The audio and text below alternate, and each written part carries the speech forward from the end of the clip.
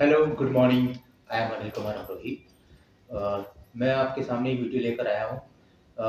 आजकल जो 498 ए दहेज प्रताड़ना और डोमेस्टिक वायलेंस के जो झूठे आरोप वाले जो केस चल रहे हैं, मतलब तमाम हस्बैंड्स की बीवियाँ जो लगा रही हैं झूठे केसेस, और हमारे देश में जितनी भी अदालतें हैं, कोर्ट हैं, उसमें ज़्यादातर प्रॉब्लम ये फेस की जा रही है कि जो केसेस आ रहे हैं, लगभग वकीलों के द्वारा लिखे हुए ऐसे केसेस हैं जिनके बयान बिल्कुल सिमिलर होते हैं, जिसका सीधा-सीधा मतलब ये है कि ज़्यादातर आरोप जो है झूठे साबित हो रहे हैं, और ये आंकड़े भी हैं। एनसीआरबी का डाटा देख लो, या फिर क्राइम रिकॉर्ड्स की या पुलिस डिपार्टमेंट से आप आरटीआई लगा के डेटा निकलवा सकते हैं। उसमें आपको साफ पता चल जाएगा कि हाँ, कि जो जितने भी 498 ए के केसेस हैं, डोमेस्टिक वायलेंस के झूठे आरोप हैं, ये दहेज प्रताड़ना, आई मीन जो ससुराल वालों की तरफ से जो हस्बैंड्स के परिवार और हस्बैंड्स के ऊपर लगाए जाते हैं, वो कितने झूठे और कितने सच हैं।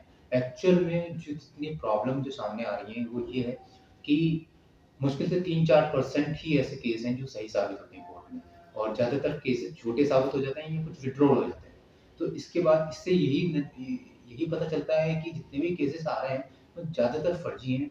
और वकीलों को मेरी सलाह ये है पर्सनल, कि कृपया करके, क्योंकि जो आत्महत्याएँ हमारे देश में हो रही हैं, हस्बैंड्स कर रहे हैं और मर्डर्स भी हो चुके हैं बहुत सारे, हस्बैंड्स की फैमिलीज़ के।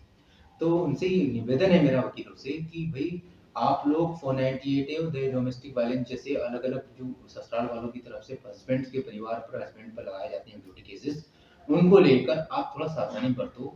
आप सावधानी के साथ-साथ ये सोचो कि उनको डराने की ज़रूरत नहीं है। आप उनको डराओ मत कि भई आपकी वाइफ ने ये केस डाल दिया है कि आपको तो डेली कोर्ट आना ही है। अब हस्बैंड चाहे बीमार है, डिप्रेस्ड है, वो इतने स्ट्रेस में आ गया, डिप्रेशन में, और वो कैसे हॉस्पिटल, आई मीन कैसे हॉस्पिटल जाए या कोर्ट आए? कैसे आएगा? कैसे जाएगा? वो हॉस्पिटल जाएगा या फिर कोर्ट जाएगा? आप ही सोचिए। या ऐसे मामलों में सब वकीलों को मेरी सलाह स्पेशली ये है कि आपको सिंपल तरीके से ये सोचना है कि आपको हस्बैंड्स को और उनकी वाइफ को, आई मीन हस्बैंड्स को और वाइफ को समझाने भी चाहिए। साथ में ये भी कहना चाहिए कि आपको झूठे केसेस न लगा के आप दोनों को तलाक शांति के तरीके से आपको तलाक ले लेना चाहिए। और जिस तरीके से आप लोग कर रहे हैं, वकीलों से मेरा फिर से निवेदन है कि आप लोग हस्बैंड्स के परिवार को ना डराएं, क्योंकि डराने की वजह से भी बहुत सारा डिप्रेशन आता है। मुझे पता है डराने का क्या होता है, नेगेटिव इन्फोर्समेंट होता है। नेगेटिव इन्फोर्समेंट से आप क्या करेंगे कि आप अपने क्लाइंट से पैसा आप डिमांड जल्दी, और वहाँ से पैसा भी आपको आसानी से जल्दी मिल जाएगा। लेकिन थोड़ा-सा ये सोचिए ना कि दूसरा इंसान अगर डिप्रेशन में है, तो उसके बाद उसकी हालत क्या हो सकती है? ऊपर से केसेस से हैरेसमेंट हो रहा है, और ऊपर से आप लोग नेगेटिव इन्फोर्समेंट करके आप उनको, आई मीन एक तरीके से हैरेस ही कर रहे हैं।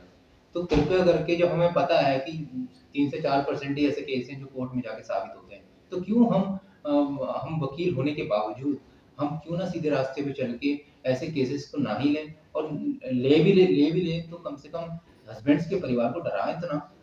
तो आपसे निवेदन है, इसी बात पे लेके मैं इस वीडियो को इसके बाद इसीलिए लेके आया हूँ। अतुल सुभाष का केस ले लीजिए। अतुल सुभाष ने आत्महत्या की जब से 198 के मामले उजागर हो गए। नहीं तो उससे पहले क्या होता था कि झूठे आरोप के मामले ज़्यादातर उजागर होते ही नहीं थे, जो ससुराल वालों की तरफ से हस्बैंड्स और हस्बैंड्स के परिवार पर लगाए जाते थे। तो ये वीडियो